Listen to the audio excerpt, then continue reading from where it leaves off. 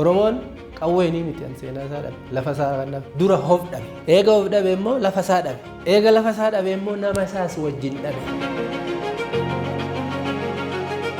karaa walloo wanni sirumaa irraan dubbanneef amma yoo ragaa taa'ee jira amma addee guddoom dhufnee naannoo gara Alamaataatti waan dhufne fakkeenyaaf Mokonnin irraa gabbuunee Alamaataatti dhufe Alamaata irraa Waajjii kan jedhamu Waajjuutti dhufe Waajjuurraa Roobititti dhufe Roobitirraa Qobbootti dhufe Qobboorraa Waldaatti dhufe karaa Dassee yoo deemuu barbaanne yoo gara Affaaraatti akkana gorre Harootti dhufe Bookkisaatti dhufe Cirfatteetti dhufe karaa dhufnee karaa Miillee Tasbaanee karaa Waashitti as dhufnaa jechuudha yoo karaa sana gorre yoo karaa Dassee ol qajeelle gaa Waldee irraa Urgeessaa galla Urgeessa irraa immoo Marsaa galla Marsaa irraa Wacaalee galla Wacaalee irraa Deessee galla Deessee baanee ol gara natti gara Shawaatti waldu Deessee ol baanee Kombolchatti dhufe Kombolchaa baanee Arbuutti dhufe Arbuurraa baanee Kamiseetti dhufe Kamisee baanee Haxaayetti dhufe Sanbateetti dhufe Ciraa Meedaa jedhanii gaara keessa kan jirtu gara Molaaleetti hoggaa wal dhufe kun hundi ol dhufnee haxaayee keenya gaa amma asirratti waan haxaayee jedhamu kanarraa waan nuu galu jira jechuudha haxaayee kan jedhu dhimma lola wajjin wal qabatu Roogani dabrasiina hin dabarsina egaa xaayeen jiraate achitti immoo hin dabarsina darbaa biraa darbaa biraan jedhanii darbaa bira ishii kana dhiisaa bira darbaa bira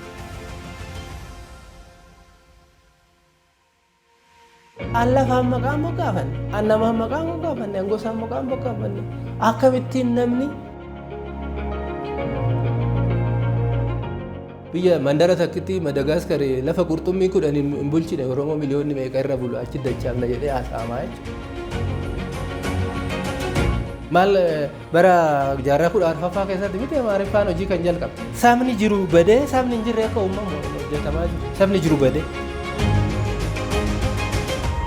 Waaqoo guutuu akkas, jaarraan akkas, Eelamoon akkas, Burrisoon akkas, Magarsaa Barii, Abboomaa Mitikuu hin faarsa hundumtuu gaafa isaan Oromummaadhaan rakkatan namni cidhaa dhaabbate hin jiru.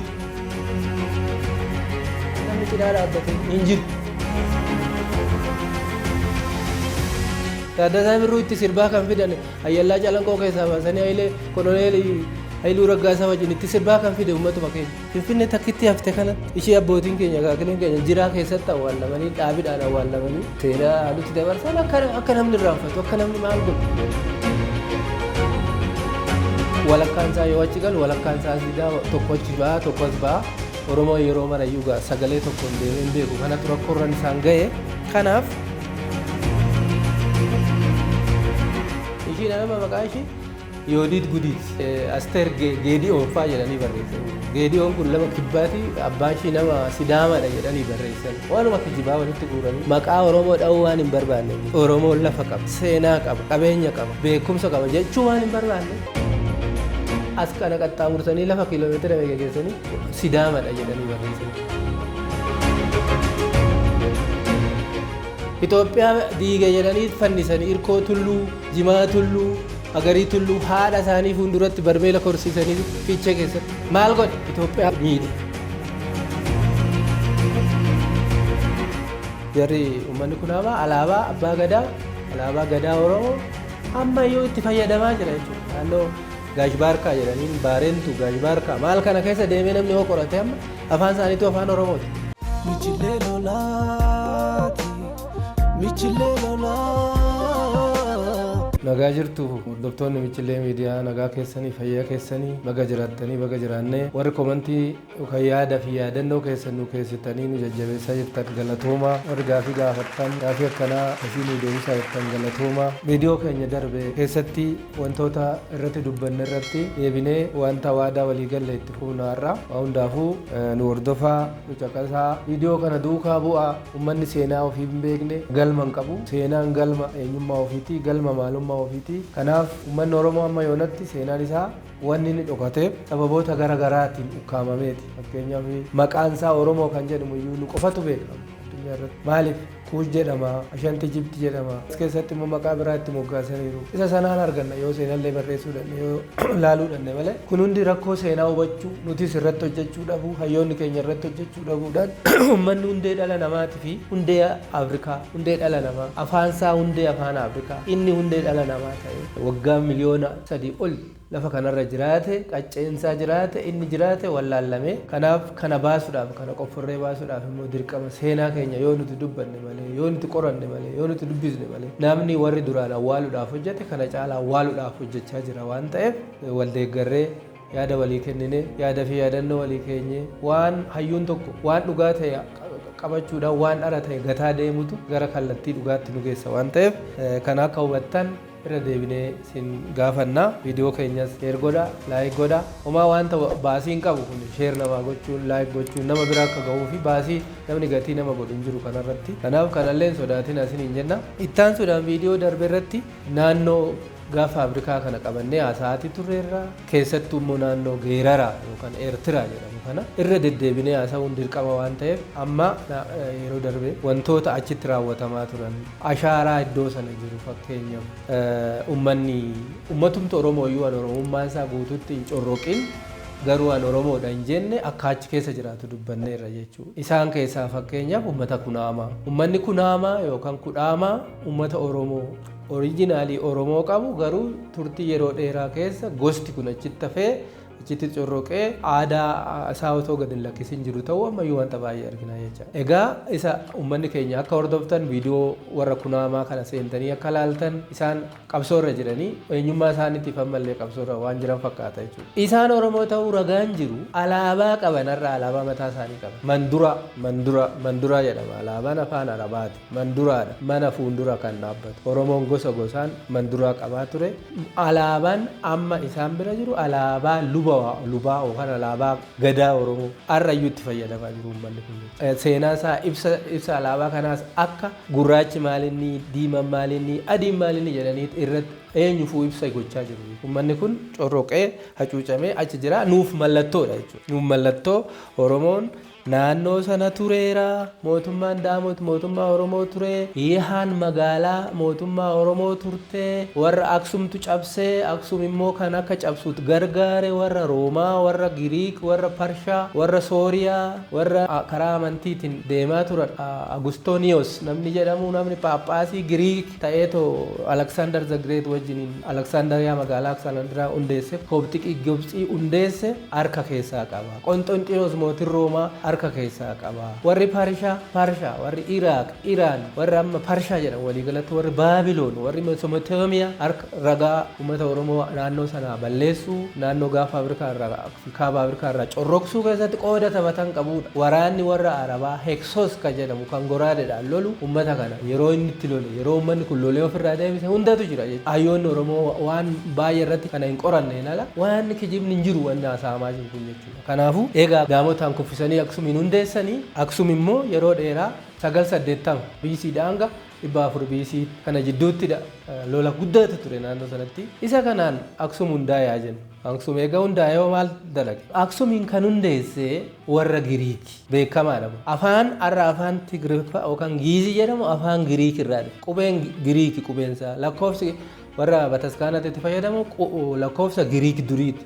Qubee Giiziiti jedhamu kun qubee Saabati jedhamu kun kan Giriik irraa walitti bocamee Arabaas sagaleen Arabaas keessa jiru egaa Arabni uumame jechuudha. Eega fidalli Arabaa uumame. Kanaafuu kana kan godhe immoo Bataskaana warra Giriik Ateensitti uumame amantii babal'isuudhaaf hojjechaa turanidha jechuudha. Aksumiin eega hundeessanii bara jaarraa arfaffaa irratti amantii akka fudhatu godhan jechaadha. Mootummaan inni dhalootaan lammii Sooriyaati. Isaan mataan isaa Araba. Abbaan isaa haati isaa hunda Araba. Isaan eega kiristaana fudhatee amantii naannoo sana ture naannoo sanatti amantii ortodoksii kana fudhatee amantichi amantii mootummaa godhee jedhaniiti barreeffameera jechuudha. Mootummaan namuma Bataskaana bulchu duraanuu yeroo darbe dubbanneerra jechuudha. Namuma Bataskaana bulchutu mootummaadha. Namuma Bataskaana nama naannoo sana naannootu mootummaadha. King isa jedhu warra afaan warra alaati kun mootii kan jedhu kun king isa jedhu irraa dhufe bulchaan luba jedhama nu biratti. luuba isaan kana malee waan sanarraa dhufedha. Kanaaf amma naannoo sanatti Oromoon akka corroqu gaheen taphatame karaa kooptikii Gibsiitii fi karaa ortodoksii warra Sooriyaa, karaa ortodoksii warra Ateen isaan kanaan bataskaanni waan ijaaramee waan babal'ateef uummata naannoo sana jiru gara amantii kanatti jijjiiruunii fi jijjiiramuu diduun uummataa lola isaan gidduutti dhume jechuudha. Lola kana keessatti irra guddaa waggaa dheeraadhaaf naannoo waggaa 250 ol eegaa tafaroon ture booddee uummanni inni kaan amantii kana fudhatee isaanitti dabalamaa, inni kaan dideen lolaa warri naannoo sanarraa baqatan fakkeenyaaf falaashaa jedhaniituma uummatuma keenyaaf falaasaa jedhanii warra falaashaa kanaan immoo Israa'el jedhanii maal jedhanii seeraa sobaa sirreessanii lafa kaa'anii fagaate kan jedhurraa nu biraa fagaate nurraa fagaate dambiyaa gara Gondoritti Tagazeen gamanatti ce'anii warri qubatan falaashaa jedhama. Achi keessatti amma yeroo darbe kan kaafne yoodiit guduu kan kaate sun uummata Israa'elii godhanii seenaa barreessanii jechuudha. Maqaan ishee 10 amma yoodiit guduuti kan jedhanii isaan barreessan kun Badditti Maayaa Aayyoo Guddoo isa kanaan maqaa ishee kan Oromoon beeku Oromoo ta'uun ishee intala Maayaa intala gosa Maayaa ta'uun ishee waan beekamee jiru isaan garuu Israa'eliidhaa dhuftee takka mootii Gibxiitti ergatee takka immoo naannoo Goojam marxoo Lamaaran bakka jedhamtu jira maaramii marxa bakka jedhan sanatti dhalattee akkas taate warri bataskaanaa dhiibbaa irratti godhanii caammaa kiristaanii keessaa daaqoniin tokko hatee kennee fi caammaan sun barbaadamee ishiitti argamee adabbiidhaan harmirraa muramee aartee kana goote waan isaan hin jedhamne hin jiru jechuudha. Ishiin garuu waan mormiin isaanii mormii kanaa miti mormii eenyummaa ture. Ishiin Yihudaadha jedhaniin immoo Yihudaa jechuun warra Oriit Zafixira taatu warra jedhan warra amanan warra dhaloota Kiristoositti namannee fi warra inni fayyisaa ta'utti namanne Araba warruma Yihudii warruma Israa'elii ta'anii namni hin beeka kana warri karaa sana qorannoo geggeessitan sirriitti beektanii kun hundi jeequmsa naannoo sanaa ture. Irra guddaa warri Giriik naannoo nama sagalii aadaa seenaa jijjiiruudhaaf kan gara naannoo sanatti ergan kan akka Aragaawii kan jedhamu Zamikaayil jedhaniini Paantalaawonoo Guba Yamaata Aleef Saham Atsee Gariima yookaan Isaaq Liqaanos warra jedhaman kana ture. Isaan kun lammii Giriik ta'anii warra Sooriyaatti amantii babal'isaa turan. Achirraa immoo karaa Agustooniyoos nama jedhamu Phaaphaasii Kooptikii Gibsiitiin ergamanii dhufanii jechuudha. Isaan eega dhufanii maal baasarree waan seenaa fi afaanii jijjiiruu dhufan jennee yeroo ta'u waan seenaa fi afaan an ta'uu qabu afaan Giriik jedhanii afaan hojii afaan Giriik ta'ee jechuudha naannoo sanatti. Achi afaan wanti hundinuu uffannaan kadhaan waan hundi afaan Giriikiin eega ta'ee uummata azalatti ijaaruutu ture jechuudha. Yeroo uummanni immoo azalatti ijaaramu gosti hedduun Oromoo naannoo sana jiru gosti 30 ol ta'u walakkaan isaa yoo achi galu walakkaan isaa didaa tokko achi ba'a tokko as ba'a. Oromoo yeroo marayyuu sagalee tokkoon deemeen beeku kanatu rakkoorran isaan ga'e. Kanaaf yeroo sanatti warri kun dhufanii aadaa Oromoo akka jijjiiramuuf seera baasanii jecha. Seerri isaan baasan yeroo darbine akkuma dubbanne waan gadaan seeraa na'u, ateeten seeraa na'u, malkaan seeraa na'u, irreechi seeraa na'u, tulluutti ba'uun malkaa deemuun seeraa na'u, dhorkamuu qaba jedhanii namni achi dhaqe nu bira dhufu jedhu bataskaana sanaan dhufu jedhu duraan hoggaa humna hin qabne jecha. Ammuma humna horataa dhooman kana gochuuyyuu hanga waraanaan dhoowwutti ga'anii kanaaf mormii Aksumii fi uummata Oromoo naannoo sana gidduu jiruun mootummaan Aksum kufe jechuudha. Kan kuffisan immoo warra booji'aa isaan jedhan kana warra booji'aadha jarri waraana jechuudha. Warra mataa suura isaanii amma kaasaniiru warra beejjaa jedhanii warra booji'aa yeroo san jedhanii beejjaa jedhanii kaasan kan gaachana qaban kan eeboo qaban kan irreen isaanii loltuu Oromoo durii warra ta'an ta'uu isaanii kan irraa dubbatu jechuudha. Isaan kun naannoo sanatti kuffisanii jechuudha mootummaa Aksum kana. Mataa mootummaa kana warra loltuu kanaa taate kan beekamte immoo Baddittiidha yookaan Aayyoo Guddoo. Aayyoo Guddoon magaalaa Addee Guddoo warra isaan jedhan naannuma karaa lamaan guguddaa Maqalee deemuu gara Maacoo deemu gudduu magaalaan jiru Addee Guddoon jedhama. Naannoo waajjiraatitti aanaan Intaloo jedhamu Intaloo. Intaaloo jedhanii waamu intaloo ishii wajjin wal qabata kunis waajjiraatti naannoo waajjiraatti aanaa waajjiraatti keessa jiru kun intaloo jedhama. Baay'ee dhalattuu naannoo sanaa ta'uu isaa kan mirkaneessu uummata Oromoo ta'uu ishii Oromoo keessaa bahuu ishii kan mirkaneessu. Nuti amma ishiin keenyaa taatu footoo hin taane immoo Oromoon naannoo sana tureera gahee taphachaa tureera mala isaa lafa isaa irra tureera. Isa jaarraa 16 miti jaarraa tokkoffaa dura waggaa 1000 dhaloota Kiristoos dura naannoo sana tureera Oromoon isa jedhu ergaa dabarsuuf barbaadameeti malee amma mormii yoodit keenya yoodit nuuf loltee nuuf zaagoyen nuuf loleen jechuuf miti kan viidiyoo kanarratti wanti ibsuun barbaadame akka isinii galu yoo barbaadan nuti yoodit keenya Oromoodha yeroo jennu ishiin Oromoo bu'aa buufte jechaa jiru Oromoo bu'aa hojii hojjette jechaa jiru ishiin waan yeroo sanatti isaanitti fakkaate amantii isaan jedhan kana isaa fudhatanii fudhachuu baatanii jara kana kan kufise ishiidha Mootummaan Aksuum kan kufe humna saba Oromootiin gosoota Oromoo naannoo sana jiraniin kufe eega inni kufe immoo ishiitu bakka bu'e ishiin waggaa 40 turte hoggana ishii jalatti turame naannoo ishii jechuudha waggaa 40 kana keessatti egaa gadaa 5 jecha gadaan tokko waggaa 8 fixa ishiin waggaa 40 turte jechuun gadaa 5 dabarsite jechuudha kanaafuu badditti yakkamtuudha jechuudha seera gadaatiin gadhiisuu qabdi yeroo dura seeruma gadaatiin ishiin nama maqaa ishii Yoodit Gudit Yoodit Asteer Geediyoon faa jedhanii barreessaniiru Geediyoon kun lama kibbaati abbaan ishii nama Sidaamadha jedhanii barreessanii waanuma kijibaa walitti guuranii maqaa Oromoo dha'uu waan hin barbaanneef jecha Oromoon lafa qaba seenaa qaba qabeenya qaba beekumsa qaba jechuu waan hin barbaanneef as kana qaxxaamursanii lafa kiiloomeetira meeqa keessanii Sidaamadha jedhanii barreessaniiru Geediyoo kan jedhamtu sun Yoodit Gudit kan jedhamte Geediyoodha abbaa ishii Gudit miti jedhanii seenaa isaanuu gara barreessaa jiru jechaadha kanaaf haala kanaan naannoo jeequmsi naannoo sana Oromoo dadhabsiisuu isaa laallaa jechuudha aadaa isaa balleesse seenaa isaa balleesse afaan isaa balleesse orma ta'aa dhufee jechuudha alagamumaa dhufee jechuudha isa kanaaf akkuma yeroo darbe haasofne Oromoon seera tolchee ture jechuudha akkuma isaan seera irratti tuman inni seera tumate seera kana eessatti tume naannoo laga Tagazee bakkee amma magariisa ta'ee jiru bakkee Waldibaa Gadaam jedhanii isaan ka'an eega viidiyoo dura hoddanne namni illee na bilbilee waliin dhugaadha wanti sun gadaan achitti tumame namni jedhee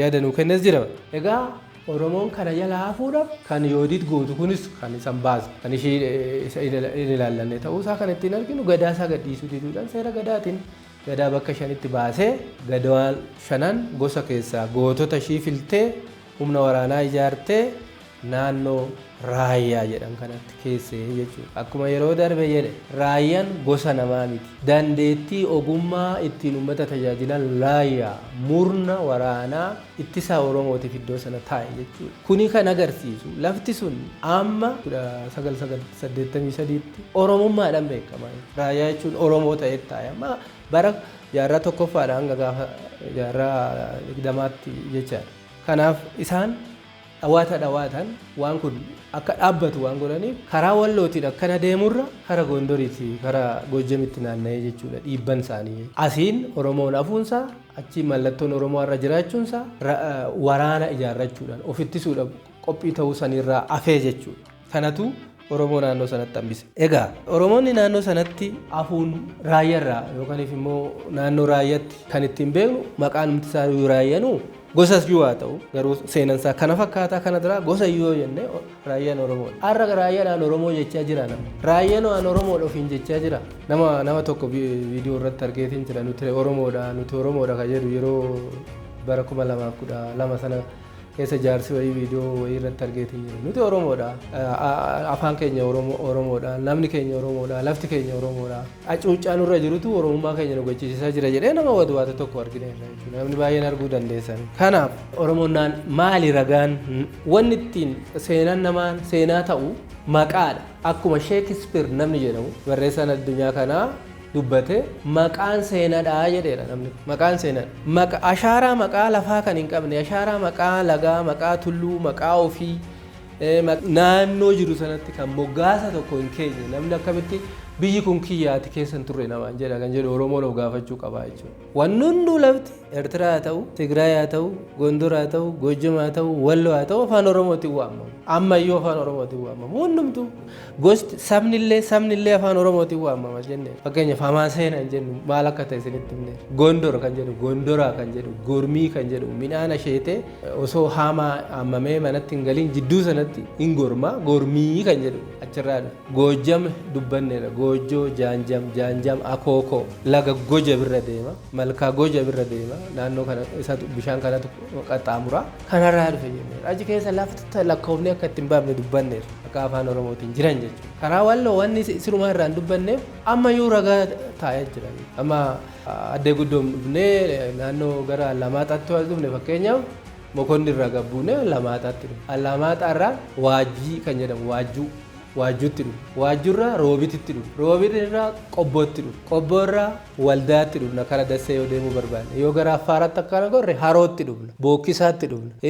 Cirfatteetti dhufna. Karaa dhufnee karaa Miillee Tasbaanee karaa Waashitti as dhufnaa jechuudha yoo karaa sana gorre. Yoo karaa Dassee ol qajeelle egaa Waldiyaarraa Urgeessaa galla. Urgeessarraa immoo Marsaa galla. Marsaarraa Wacaalee galla. Wacaaleerraa Deessee galla. Deessee baanee ol gara natti gara Shawaatti wal dhufne Deessee ol baanee Kombolchatti dhufna. Kombolchaa baanee Arbuutti dhufu. Arbuurraa baanee Kamiseetti dhufu. Kamisee baanee Haxaayetti dhufu. Sanbateetti dhufu. Ciraa Meedaa jedhanii gaara keessa kan jirtu gara Molaaleetti hoggaa ol dhufu jechuudha. Kun hundi ol dhufnee haxaayee keenya egaa amma asirratti waan haxaayee jedhamu kanarraa waan nuu galu jira jechuudha. Haxaayee kan jedhu dhimma lola wajjin wal qabatudha. Dhimma lola wajjin wal qabatudha. Achirraa baanee ol Darbasiinaa jedhanii nama akkana dhufnee gara Molaalee yeroo geenyu Dabrasiinaa jedhanii. Hin dabarsinaa egaa haxaayeen jiraate achitti immoo hin dabarsinaa. Holluufna immoo waan asitti amma daangaa nuu godhanii jidduu kanatti daangaa ta'ee akkana as foqoqsiisanii magaalaan ishee amma Finfinneedhaan jennu kanaan itti wanni gochan kiiloomeetira 200 irratti darbaa biraa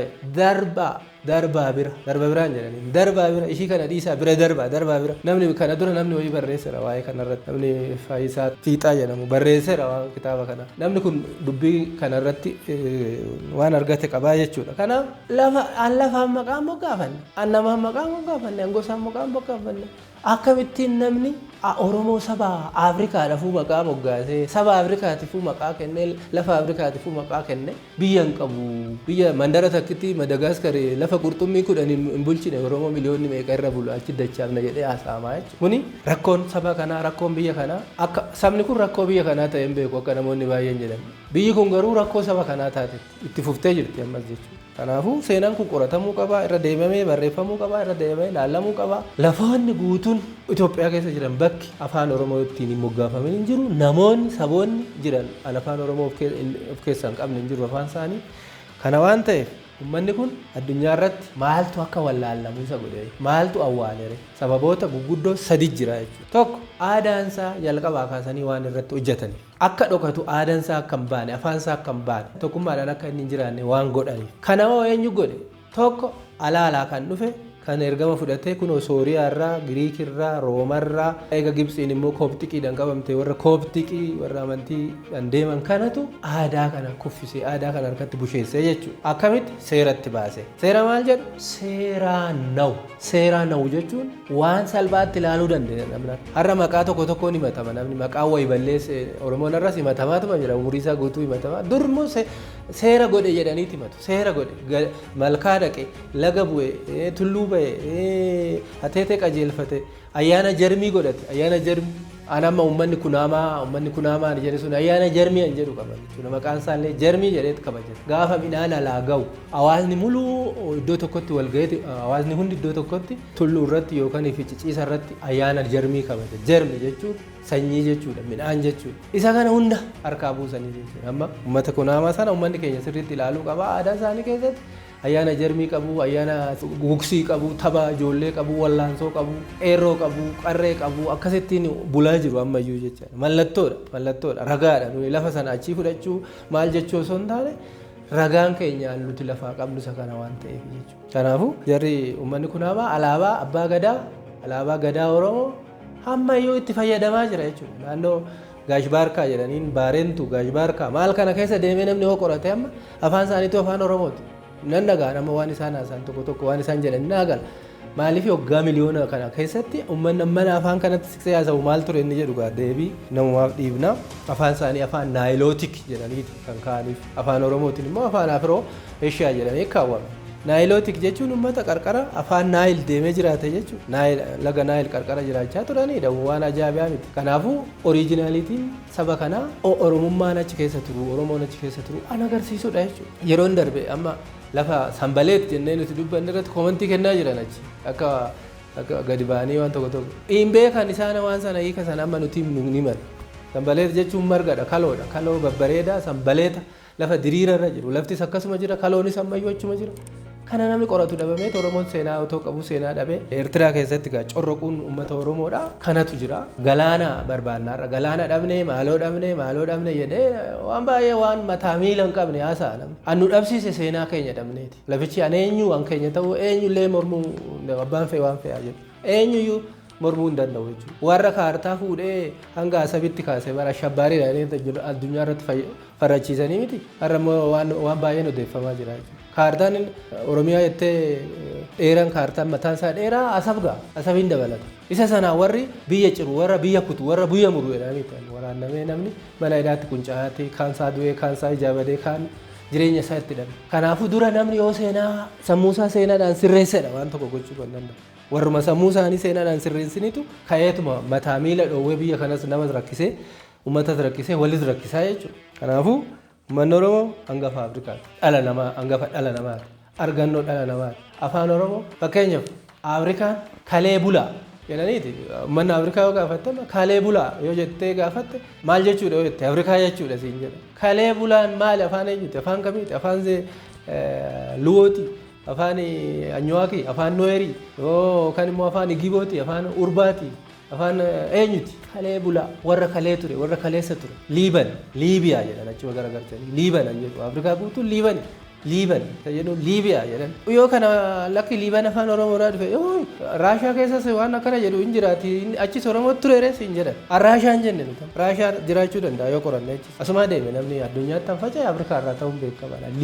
Liibiyaa. Asitti gaas deebi'anii Finfinnee irratti Finfinnee takkitti hafte kanatti ishee abbootiin keenya kaakileen keenya jiraa keessatti awwaalamanii dhaabiidhaan awwaalamanii seeraa nuti dabarsan akka namni irraanfatu akka namni maal godhu hojjetamuun uummata kana wajjin egaa seenaadhaan wal dorgomuun dirqama ta'a jechuudha. Hundumtuu uummanni Oromoo yoo hayyoonni Oromoo dhuguma hayyummaan gatii qaba ta'e yoo hayyummaan fala uummataaf fida ta'e manatti galanii taa'u miti. Oromoon qawweenii miti seenaa isaa dhabe lafa isaa kan dhabe dura of dhabe eega of dhabe immoo lafa isaa dhabe.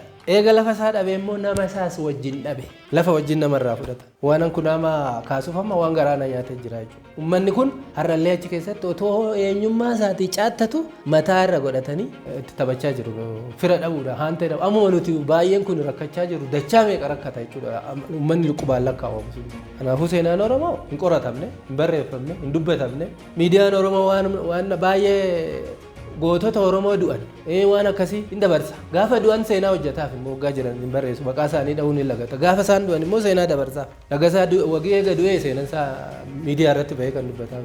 Agarii Tulluu akkasi, Taaddasaa Birruu akkasi, Waaqoo Guutuu akkasi, Jaarraan akkasi, Eelamoon akkasi, Burrisoon akkasi, Magarsaa Barii, Abboomaa Mitikuu hin faarsa hundumtuu. Gaafa isaan Oromummaadhaan rakkatan namni cinaa dhaabbatee hin jiru. Taaddasaa Birruu itti sirbaa kan fidan Ayyallaa Calanqoo keessaa baasanii Hayilee Kononeelii Hailuu Raggaasaa wajjin itti sirbaa kan fide uummatuma keenya. Kabbadaa Buzuun Tulluu Kuruphee Beettaa Roobii keessatti itti marsee jaarsa agabsee kan dhumarratti rasaasa isaatiin shugguxii isaatiin baasee hojjeesse. Otoo Oromoon dhaabbatee ilaalu. Eegas immoo seenaan isaa barreeffameera dubbatameera goota Oromoo jedhamee lallabamaafii jira. Maal godha gaafa darbe walii boo'u gaafa darbe dhugaa dubbachuun maal godha dhugaa irratti kan dubbatamu. Kana waan ta'eef Oromoon alagaa miti Itoophiyaadha. Oromoon alagaa miti Afrikaadha. Oromoon biyya Itoophiyaa jibbisiisuudhaan waan hojjetaniif jibbe biyya jecha Itoophiyaa jedhu kan biyya kooti jechuu waan inni sodaatee waan inni jibbeef hin jibbisiisan. Maqaa Itoophiyaatiin ajjeesan, maqaa Itoophiyaatiin hidhan, maqaa Itoophiyaatiin rarraasan, maqaa Itoophiyaatiin qeesaa balleessan saba isaa balleessan. Itoophiyaa diige jedhanii fannisanii Irkoo Tulluu, Jimaa Tulluu, Agarii Tulluu haadha isaanii fuulduratti barmeela korsiisanii fiichee keessatti. Maal godhe Itoophiyaa miidhe. Eega Itoophiyaan nama shiitiif jecha nama ajjeefti taate egaa namni akkamitti jaalatu namni akkamitti kiyyaa jedhu namni akkamitti ta'amanu dura seenaadha kan barachuu qabu. Gara maqaa biyya kanaatiin Oromoon hanga har'aatti du'aa jira jechuudha. Kanaafuu akkamitti dhaloonni biyyi kun kiyya jedhare achi keessa taa'ee dubbatee hin of kalu yoo ta'e achi keessa taa'ee barreessee hin of kalu yoo ta'e Looreet Tsaggaayee Gabramadiin arrafamaa jira bara isatu walaloo dhoksaatiin uummata Oromoo ijaaraa ture jedhamee seenaan barreeffamee arrafamaa jira.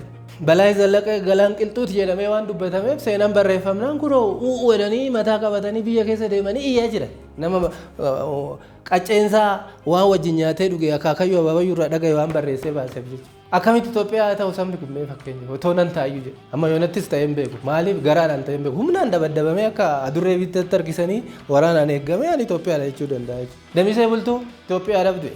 kana jeese garuu Itoophiyaa namisee bultoo waraana silaa har'a daangaan Itoophiyaa fi daangaan Subaalee Adaamaa yookaan ifasi Bishooftuu taatu kan deebisee qe'eetti gasheedha.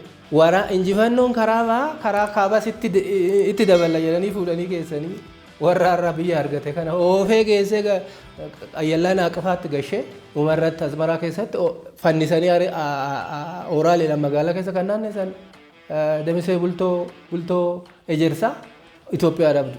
Addasaan birruu kanarra maqaan ka'u kan dhaloonni baay'een kaasaa jiruu fi bare waan namni iyyeef maqaan isaa akka kitaaba keessaa haxaamu gochaa turan.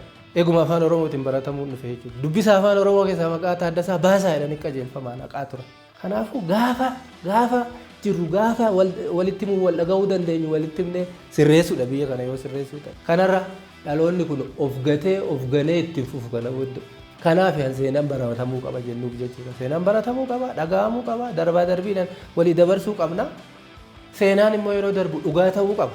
Jettee fi abalu akkas godheedhaan jetteedhaan wanti ijaaramu hin jiru jechuudha. Waan ta'ee darbe waan akaakilee abaabilee irraa hawaasni dhaalee arge abbaan itti miidhame haati itti miidhame mormaati waan hin hojjetaniif immoo nama dibaa hin taatu waan ta'u natti fakkaata kana karaati. Kanaafuu Oromoon guyyaa lafti uumame asuma biyyuma kana irratti bakkuma Afrikaa jedhamu bakka Itoophiyaa jedhamu kanatti uumame har'as ittuma jiraachaa jira akka jiraatutti jiraatu seenaan isaa garuu han ittiin irraa fudhatame dabaa fi jallinaan waan ta'eef seenaa dabaa fi jallinaan irraa fudhatame kana immoo qajeelloon qoratee deeffachuu kan qabu isaa jechuudha. Saa abbaan gaafa cabse ormi immoo ijatti balleessaa jedha Oromoon. Kanaafuu nuti seenaa keenya hin beeknu waan xixiqqoodhaan Oromoon Itoophiyaa ta'uu ibsa namni tokko yeroo baay'ee. Fakkeenyaaf afaan Oromoo akka waan afaan alagaa Afrikaa ta'etti laalla. Afaan Giizii bara afaan Giriikii bara. Afaan Amaarinyaa bara afaan Giriikii bara. Ni beekamaadha bara. Maal yoo gatteenya walitti dubbanne yoo goodaa jira hoosina. Maal bara jaarraa 14ffaa keessatti miti Amaariffaan hojii kan jalqabe. Afaan kun afaan dheengadda uumamedha. Afaan Oromoo inni laftii fi namni wajjin uumame garuu alagaadha biyya kana. Uummanni isaa afaan kanaan mee na himadhaa jedhee kadhata. Mee afaan kanaan mana murtii naa dhaabaa. Mee afaan kanaan mana barnootaa naa dhaabaa. Mee afaan kanaan kana naa godhaa jedheet uummanni miliyoonii 60 kadhata. Profeesar Asmaroom Laggasee waan jedhan kitaaba isaanii keessatti Itoophiyaan otoo Oromoo kabajjeetti ta'e otoo gadaa Oromoo kabajjeetti ta'e otoo aadaa fi duudhaa Oromoo kabajjeetti ta'e maddi dimokiraasii Afrikaadha jedhamee barsiifama ture. Afrikaa keessa immoo Itoophiyaadha jedhamee addunyaan baratte ture jedhee kitaaba isaanii keessa kaa'anii Profeesar Asmaroom Laggasee nama guddaa yeroo tuffanne waan guddaa yeroo cabsine akkasitti cabnaa jechuudha akka biyya kanaatti. Zalaalamii kadhattu, zalaalamii hiyyoomtu, zalaalamtii kan waliin galle, zalaalamtii kan afaan qawwee irraan dhaabanne taatii jechuudha. Sabni jiru badee sabni hin jirre akka uumamu hojjetamaa jiru. Sabni jiru badee Oromoon lafa kanarra tureera sabni Afrikaa hundi asirraa maddee kunoo nu barreeffamaa jira komantiin namoonni tokko akkasumatti gimmi laalanii komantii tokko amma magaalaa Ugaandaa Kampaala irraa barreesse afaan Oromoo natti fakkaata afaan ataasoftu kun afaan kiyya natti fakkaata naan jedha. Asii immoo as keessaa immoo Oromoon maalitti Keeniyaa keessaa iyyuu lafa qaba jedhee immoo komantii naa kenna tokko. Piroofaayilii nama paappaasii biyya kanarra godhateera namichi sun maqaan isaa eenyu akka ta'e hin ibsu. Keeniyaa keessaa iyyuu lafa hin qabu jedha inni immoo. Duraanillee Keeniyaa nu sissiqsaa turan maal jechaa jirta Keeniyaa keessaa iyyuu Oromoon lafa hin qabu. Alaabaan abbaa gadaa alaabaa Gibsiitii jedha. Alaabaa Gibsiitii jedha. Gibsiitu alaabaa abbaa gadaa fudhatanii roonni baruu qabdudha. Araboonni hundi aadaa Oromoo irraa barreeffatan, seenaa Oromoo irraa barreeffatan, lakkoofsa baraa Oromoo irraa fudhatan. Uummanni Oromoo Afrikaa guutuu irratti Tuuniziyaa mallattoo abbaa gadaa jira kaaba Afrikaa. Galaana Meediteraaniyaa qarqara dhaqaa ilaala magaalaa Tuuniziyaa keessa. Oromoodha jedhee jiraachuu baatu malee waan durduroo keenya jedhanii lafa kaa'anii. Uummanni Aljeeriyaa, uummanni Tuuniziyaa, uummanni Aljeersi warri kaaba Afrikaa jiran uummanni Arabaa, Morookoon, Maaloon duraan uummata gurraacha. Uummata Oromoo dubartii Oromoo guftaa warra Arsii, guftaa warra Baalee, goofaree warra Shawaa, ragada warra Wallaggaa, shakkooyyee Harargeedhaa sirbantu ture achi keessa. Dhaqaa ilaala abbaan barbaade. Injiru isaan durduroo keenya jedhanii maappii hojjetatanii suura hojjetanii jiru. Nuubiyaa fi Kormaa fi Fayyumaa fi Laaworii fi Meediteraaniyaa qofaa miti asxaan Oromoo kan jiru waan isaa irratti deddeebinee achi haasofnu. Kanaaf uummanni Oromoo uummata akka kanatti abbaan feesila bilgiddaadhaan itti haasa'u hin turre jechuudha. Sababa kana kan ta'e immoo isuma mataa isaati. Yeroo mara kallattii sabni baay'een filatu sabni Oromoo waan gareen tokko filattu waan gareen xiqqoon tokko qabattu wajjiniin rakkachaa turre amma yoonatti. Samoona kana qubee afaan Oromoo irratti karoora baasaniiti qo'ataa ta'eeti qo'ataa wayii ka'ee qo'ataan Dr. Taaddasee Ebbaa caalu Dr. Fidoo caalu qo'ataan Mahammad Rashaad caalu qo'ataan Dr. Hayilee Fidaa caalu ka'eet afaan Oromoo nuu qorata rakkanne afaan Oromoo waan ittiin barreessinu dhabne rakkanne nuu qorata waan ajaa'ibaa nama seenallee hin sodaanne jecha nama dhugaan sodaanne jecha afaan kana baratee afaan kana balleessuuf hojjeta qoraanii fi ciraaroo gootadhaa guuree qubee dheedhee dhiyeesse kanarratti illee dubbachuun dhaloonni deebuutti kenneerraa kana waan kana keessa hin dubbannu neeti yeroo darbees kana viidiyoo koo keessatti kan hanga jiru sodaachuu qaba ture silaa seenaa sodaachuu qaba otoo nama seenaa nama gadaan dhalche ta'e dhiigni Mahammad Rashaad ifaa jedhu Taaddasaa Ebbaa Dr. Taaddasaa Ebbaa shugguxii tokkitti Jibuutiidhaa fuudhee Suudaan geessuudhaaf makaraa meeqa argaa ture qabsoo Oromooti Dr. Taaddasaa Ebbaa gaafa inni du'arra du'aasaarra Oromoon hin jiru Ameerikaatti barreen gaddaa waalla ulataan isaa kana ta'e kanaafummaa qubee inni irratti faaje jijjiiruuf xaaru jechaadha qubee garee tokkooti qubee ganda tokkooti qubeen innumti laatiin iyyuu Oromoo irraa fudhate heerogiraafiksii Nuubiyaati heerogiraafiksii Gibxii duriiti kanaaf qubeen afaan qubee laatiin kan jedhamu qubee heerogiraafiksii Nuubiyaa Gibxii duriirraa fudhatan warri Giriikii isa booda achitti eega geessanii akka isaanii ta'utti tottoshanii akkuma goggodhaniiti alfaa omeegaa jedhanii kan ittiin dhaadatan Oromoon uummanni gurraachi gaafa horii ol garagarchee ol garagarchee gaggaragarchanii jedhan kanuma wanti isaan godhan tokko hin jiru kanaaf qubee laatiin miti ammayyuu qubee keenya yoo seenaa beenne kana beekna gaalaala yoo dhaqnee qoranne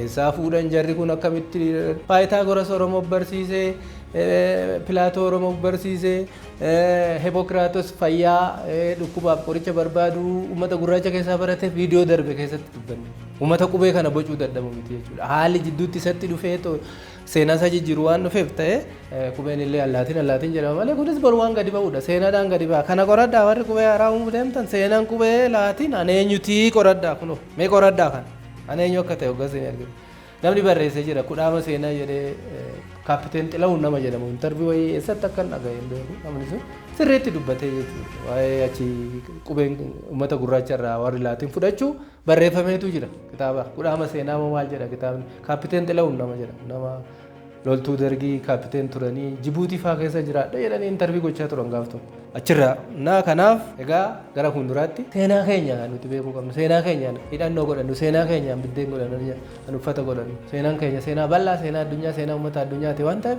kanarratti haa hojjennu haa irratti dubbannu haa wal barsiifnu ammaaf waan dhaggeessaniif galatoomaa ulfaadhaa sheer godha laayik godha yaadaa fi yaadannoo keessan kaa walii daddabarsaa walii faffacaasaa ittiin koorina maaliif hamma jirutti waan jiru hojjenna waan dandeenyu hojjenna bakka jirutti waan dandeenyu hojjenne rakkoon uummata kanaa hin furama inni yaadna seenaan kun seenaa biyya impaayera seenaa guutuu Afrikaa jijjiira seenaan Oromoo bu'aan Oromoon argatu Afrikaadhaaf bu'aa fida badiin Oromoo irra ga'ummoo Afrikaa balleessa uummanni Afrikaa illee nu dhaga'uu qaba waan isaan dhaga'an illee itti himuu qabna abbaa biyya abbaa xinneessite biyya abbaa ishii uume ishii dhalche xinneessitee guddattee hin jirtu addunyaarra jechuudha Itoophiyaan Oromoo kabajuu qabdi Oromoodhaaf iddoo qabaachuu qabdi zibaaziin kee olii gadi mana xajjiitti seenaa mammaaksa duriyyee machaan mammaakee hundaan seenaa Oromoo warri barreessuu fi itti himuu barbaadanii isaa dhaabani hin beeknan isa bira dabarree fagoo beekna of beekna abbaa keenya akaakilee keenya abaabayyuu keenya beeka waan ta'eef